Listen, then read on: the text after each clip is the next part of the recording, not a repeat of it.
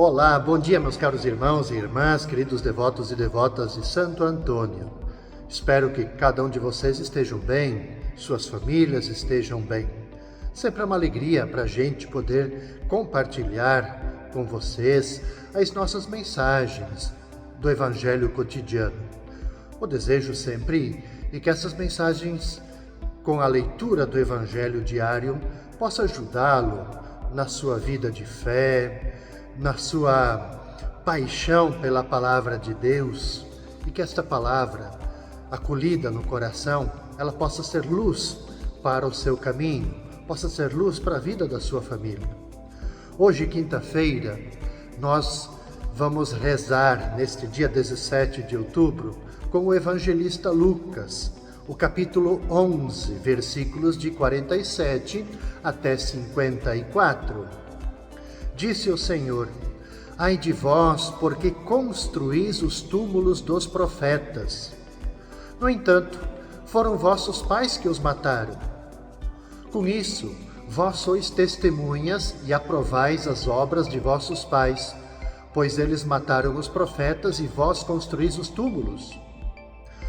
É por isso que a sabedoria de Deus afirmou: eu lhes enviarei profetas e apóstolos, e eles matarão e perseguirão alguns deles, a fim de que se peçam contas a esta geração do sangue de todos os profetas derramado desde a criação do mundo, desde o sangue de Abel até o sangue de Zacarias, que foi morto entre o altar e o santuário.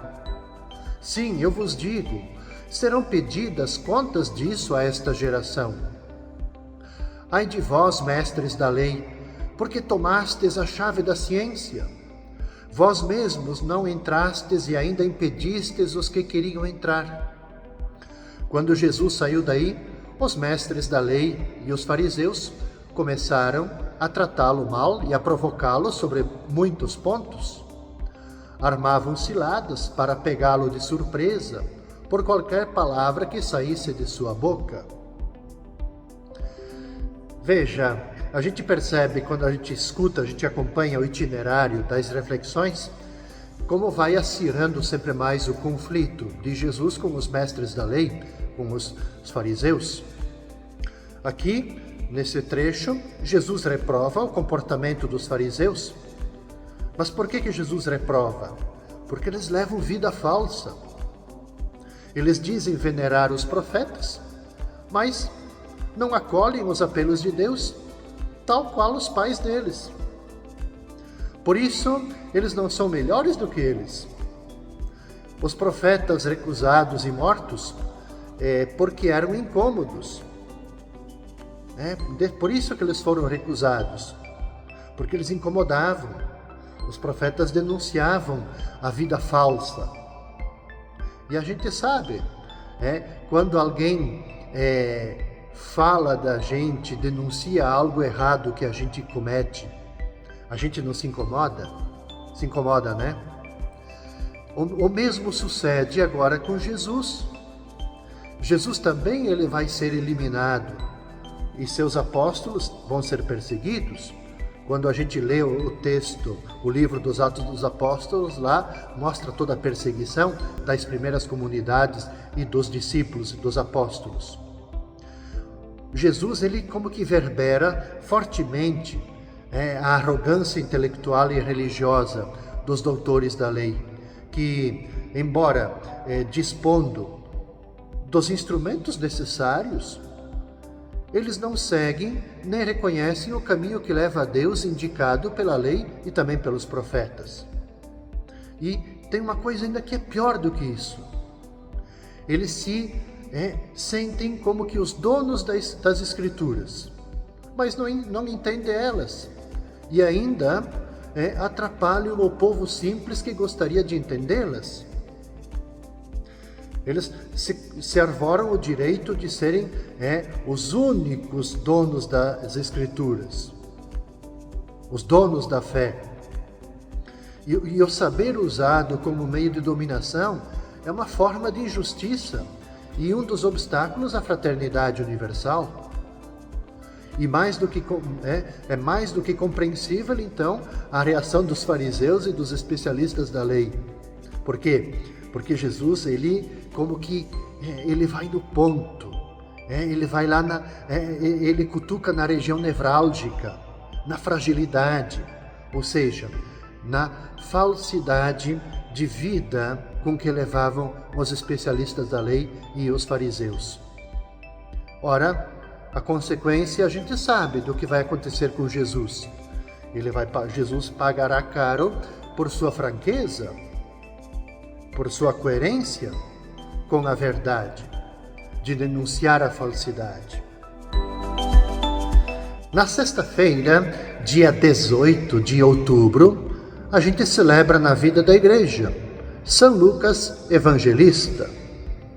Para que bem possamos celebrar este dia, o nosso evangelista Lucas, o trecho oferecido para nós, para nossa meditação, é o Evangelho de Lucas, capítulo 10, versículos de 1 até 9. O Senhor escolheu outros 72 discípulos e os enviou 2 a 2 na sua frente, a toda a cidade e lugar aonde ele próprio devia ir. E dizia para eles: a messe é grande, mas os trabalhadores são poucos. Por isso pedi ao dono da messe que mande trabalhadores para a colheita. Eis que vos envio como cordeiros para o meio de lobos. Não leveis bolsa, nem sacola, nem sandálias, e não cumprimenteis ninguém pelo caminho. Em qualquer casa em que entrardes, dizei primeiro: a paz esteja nesta casa. Se ali morar um amigo da paz, a vossa paz repousará sobre ele, senão ela voltará para vós. Permanecei naquela mesma casa, comei e bebei do que tiverem, porque o trabalhador merece seu salário. Não passeis de casa em casa. Quando entrardes numa cidade e fordes bem recebidos, comei do que vos servirem, curai os doentes que nela houver, e dizei ao povo: o reino de Deus está próximo de vós. Só São Lucas, caros irmãos e irmãs, é só ele que fala deste episódio. Jesus, depois de ter enviado os 12 em missão, um pouquinho antes desse capítulo 2, do capítulo 10, no capítulo 9, Jesus envia os 12 em missão. Agora ele envia aquele grupo maior, os 72 discípulos. O que nos narra o trecho? A messe do Senhor precisa de muitas pessoas, muitos trabalhadores. E a gente tem que pedir. E a gente, recebendo, a gente envia. A oração, ela não só prepara, mas é parte integrante da missão. Quando Jesus se refere a pedir ao dono da messe, é isso. Vamos rezar para que tenhamos mais operários, mais missionários. Então a oração, ela não é só para preparar, mas ela já é parte integrante da missão. E a missão começa na oração. E rezar é estar em missão. Como seu mestre e Senhor, os discípulos devem ir em missão como cordeiros no meio de lobos. E o anúncio essencial, veja, aqui que está o detalhe, importante para cada um de nós. Porque nós, nas nossas paróquias, em nossas comunidades, nós muitas vezes somos desafiados, convidados para a gente ir em missão, sermos missionários. A gente se prepara, não é assim? A gente às vezes se reúne uma tarde, como é que vamos fazer a missão? O que vamos levar para a missão? A resposta do que nós devemos anunciar e levar para a missão está nesse trecho do Evangelho. O que devemos anunciar? O reino de Deus já está próximo de vós. Ora, essa expressão, ela não é uma simples expressão. Ela tem uma um denso significado. Ou seja, os tempos se completaram, ou seja, estão cheios da presença de Deus que salva. Então, nós vamos anunciar a presença de Deus que salva. Por isso que na sequência, o que Jesus diz? Curar, abençoar, estar próximo das pessoas. Então, esse é o sentido, pela nossa atitude, pelos nossos gestos, dizer o reino de Deus está próximo de vós, cheios da presença de Deus, quando a gente é capaz de ajudar as pessoas a restabelecer a vida e a dignidade. Aqui está o sentido do nosso ser missionários, sermos discípulos. Um pouquinho sobre São Lucas. Veja, São Lucas, ele é um evangelista maravilhoso. Se vocês lerem, caros irmãos e irmãs, com bastante atenção, todo o evangelho, vocês vão perceber que São Lucas, ele é o evangelista de Maria. Porque só nesse evangelho é falado da anunciação, da visitação, do nascimento de Jesus e da sua apresentação no templo. Mas também, além dele ser o evangelista de Maria, ele é o evangelista do coração de Jesus. É o que melhor nos revela a sua misericórdia nas parábolas, seja da dracma perdida e reencontrada, lá da ovelha perdida e depois que foi achada, do filho pródigo. Então, é o evangelista que mostra o coração de Jesus. Ele também é o evangelista da caridade. Só no Evangelho de Lucas é que está narrado a parábola do bom samaritano. E fala do amor de Jesus aos pobres, com acentuações muito ternas do que os outros evangelistas. Quando a gente lê com atenção, nós vamos perceber, apresenta um Jesus comovido diante do sofrimento, por exemplo, da viúva de Naim. Jesus que acolhe de uma forma muito delicada a pecadora na casa de Simão, o fariseu, e lhe assegura o perdão de Deus. Jesus que acolhe Zaqueu com tanta bondade que muda o coração ganancioso dele num coração arrependido e generoso. Veja que maravilha o evangelista Lucas. Ele também quando a gente lê com atenção, o evangelista da confiança, da paz, da alegria. É o evangelista do Espírito Santo. É ele que apresenta a comunidade cristã como tendo um só coração e uma só alma. O Evangelho de Lucas revela o seu zelo missionário. Só ele fala da missão dos 72, que lemos para esse dia, e alguns pormenores dessa missão. E claro, na vida pública, ele é considerado o padroeiro dos médicos por causa daquelas palavras de Paulo, que está lá em Colossenses capítulo 4. Saúdo-vos, Lucas, nosso querido médico. E no sábado, meus caros irmãos e irmãs, no dia 19 de outubro, a gente vai rezar, a gente vai meditar com o evangelista Lucas, capítulo 12, versículos de 8 até 12. Disse Jesus aos seus discípulos: todo aquele que der testemunho de mim diante dos homens, o Filho do Homem também dará testemunho dele diante dos anjos de Deus. Mas aquele que me renegar diante dos homens, será negado diante dos anjos de Deus. Todo aquele que disser alguma coisa contra o Filho do Homem, será perdoado. Mas quem blasfemar contra o Espírito Santo, não será perdoado. Quando vos conduzirem diante das sinagogas, magistrados e autoridades, não fiqueis preocupados em como ou com que vos defendereis ou com o que direis, pois nessa hora o Espírito Santo vos ensinará o que deveis dizer.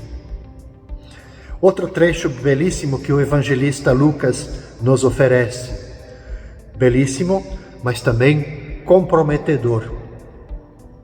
Lucas, com muita probabilidade, ele reúne nesse texto um conjunto de palavras de Jesus para encorajar os cristãos que enfrentam as perseguições e os desafios do mundo.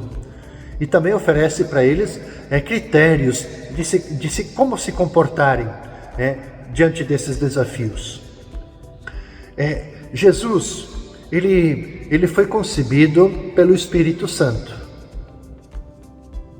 E pelo mesmo Espírito, Jesus ele vai realizar na sua vida pública, missionária, curas, ele expulsa demônios. Também no dia da ressurreição, com o sopro do Espírito, Jesus dá aos discípulos o poder de perdoar pecados. Antes de enviá-los a evangelizar o mundo inteiro, o que faz Jesus? Recomenda a eles que esperem na cidade até serem revestidos da força do alto.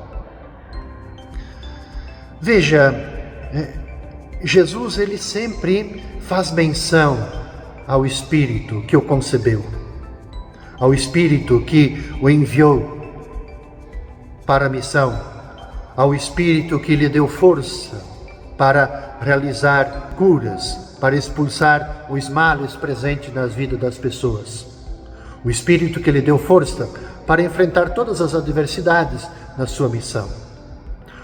Não é à toa que o Evangelho de Lucas, ele fala que a gente até pode dizer algo contra o Filho do Homem, ao Filho de Deus.